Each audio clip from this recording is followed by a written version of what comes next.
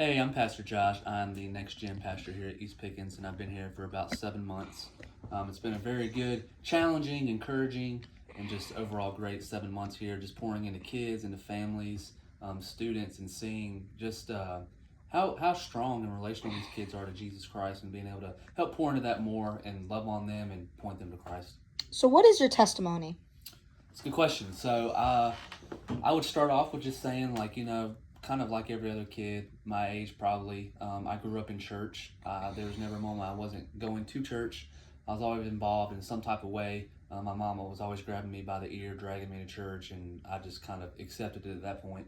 Um, and then middle school years, kind of like your age, I was going to church for two reasons. Well, three really. I was still going because I was being dragged to it, but then they had food, and they also had a gym, so I could play basketball and I could eat food. So I was good to go and hang out with my friends. And then probably my teenage years is when my faith started to really kind of grow. I kind of understood what church was for, what we were doing there, things like that. And I had a very influential youth pastor that came into my life, and we hit it off very well. We had a lot of similar interests, things like that. And he really poured into my life and just helped shape me and mold me. And he challenged me one day and he said, "Hey, you have a call to ministry on your life." And I told him no. I was like, that's not me. I'm not doing that. I don't speak in front of people. I don't like kids, none of that stuff. So he was continuous and worked on me and worked with me all throughout my high school years. And I had um, just some things go through in my life that didn't work out the way I wanted them to. Things that I thought were going to go a certain way and they end up going the totally opposite way. But I look back at that, and through the help of my youth pastor at the time, he was like, "This is the Lord redirecting you into this call that you have on your life." And in my 11th grade year, I surrendered that call to ministry. And I still kind of kept it on the back burner, so to speak, and had a different agenda of my own. And then things didn't work out with college and school and things like that. So then I ended up dropping out, not going, and then trying to figure out my majors and all that. And I remember Greg reached out to me and he was like, "This is the Lord grabbing at you, getting your attention to say, this is what I'm calling you to do." And ever since that point, I've surrendered and chased after him. And I haven't been perfect at it, but I've wanted to follow a line with his footsteps on what he has for me in regards to ministry and just life in general. All right. What is one book of the Bible that helped you? So one of my favorite books of the Bible that's really helped me is actually what we're going through in youth on Wednesday nights right now is the book of James. It talks about trials. It talks about controlling the tongue. It talks about how you act. It talks about how your faith should produce works, not the opposite way around. And it's just a very good book that helps challenge just Christian living and to really evaluate yourself to say, hey, am I living like this? Am I doing this? Is my life looking like this? And the things that I'm going through, the hard times and the hard things I'm going through are actually shaping me to be more like Christ. All right. In James 1:2, it talks about trials. Can you describe? Yeah, so it says in James 1:2, it says, "Consider it a great joy, my brothers and sisters, whenever you experience various trials, because you know that the testing of your faith produces endurance, and let endurance have its full effect so that you may be mature and complete, lacking in nothing." And again, that's saying like the things that we go through, the hardships, the hard times that we have, the things like we were talking about just a minute ago, the things that we're just struggling with and the hard things, they produce endurance in our lives to rely on Christ. We can't do anything in our own strength. We can't face a lot of things alone. We need Christ to help us. And again, those things produce endurance in our lives, and endurance helps us get through life. When we're producing endurance in our life, it produces maturity and Christian maturity in that way. So, how would you say your life has changed since before you were a Christian and then you were a Christian? That's a good question. So I would say before I was a Christian, I was very self-centered. I wanted things my way. I wanted things to go my way. I wanted things to look like the way I wanted it to look, and I was very selfish in that way of wanting things my way and wanting it done. I would get very upset with my parents, get angry with my parents, my siblings, and things like that because I was focused solely on me. I wanted things my way. But since surrendering my life to Christ and just doing ministry, I see that the Lord is calling me that nothing in this world matters except Him. So it's not about me, but it's all about Him. And I want to give Him all the glory and the praise that I can give Him each and every day. So, how would you describe Elliot?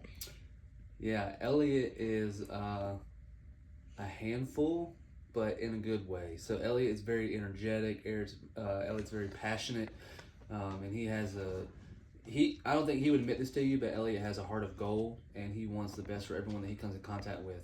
Now, Elliot's also a teenage boy that is running rampant 24/7 and going crazy. You should see him in Sunday school class where he acts literally insane. But other than that, Elliot's a very strong, um, just overall good kid. He's got a lot that he's just working towards. He's very passionate about the Lord and scriptures, and he's wanting to learn more and more and more.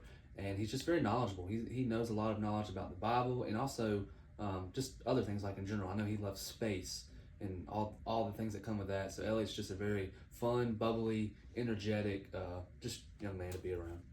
If there's someone who has not come to see Jesus yet, who is wanting this, what do you have to say to them? Yeah, I would just say, hey, like, come to Christ. It's the best decision that you can make in your life. It's nothing else will ever match this feeling of surrendering to Christ and knowing that He is Lord of your life. I mean, He has the greatest plans already set out for you. He knows your life from point A to point B. He knows everything that's going to happen in your lifespan.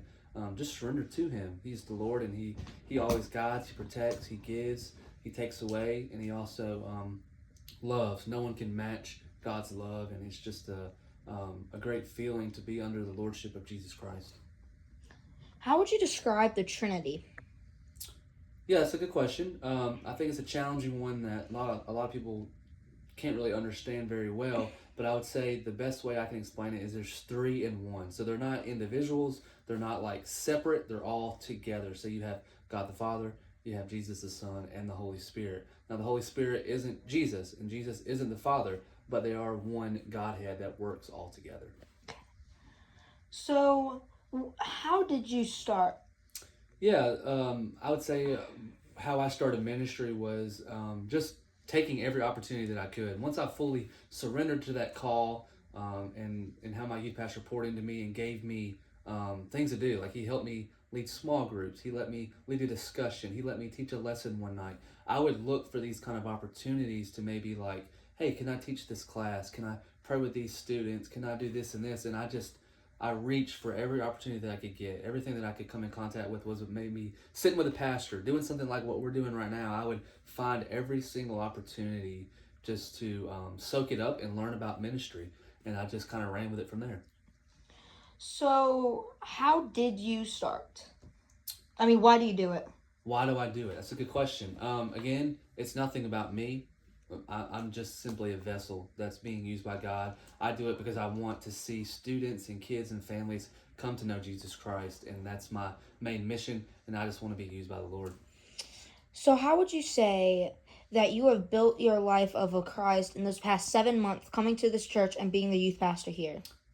Man, you're asking some really good questions.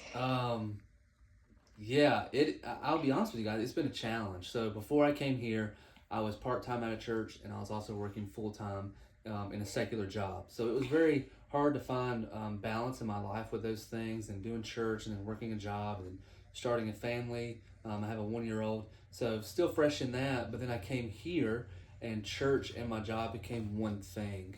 Um, I wasn't living here at first. We were still living an hour away, so the transportation was awful. I hated it. That was the biggest challenge in my life because I felt disconnected from the people that I was trying to minister to because I wasn't living around them, living within them, and all those things. I was still kind of further away. That was a huge challenge. And then just raising a family in a church. But the great thing is I've had people here that have just embraced us. They've hugged us. They've loved on us. They've encouraged us. They've helped us with things. They've helped us move. They've provided meals. They've provided childcare, and people have really just embraced us as a family and poured into us while we've came here. And it's still been a challenge. I mean, coming from part-time ministry to full-time ministry was a jump. It was a different thing that I'm still figuring it out. There's still things that I don't know off the top of my head, but I have a great pastoral staff around me: Pastor Jamie, Nick, Caleb, and Alan. And they've just helped pour into me and love on me and encourage me and help me just with ministry in general. I will say this, Josh, I never did vote for you, I unfortunately. figured you probably didn't.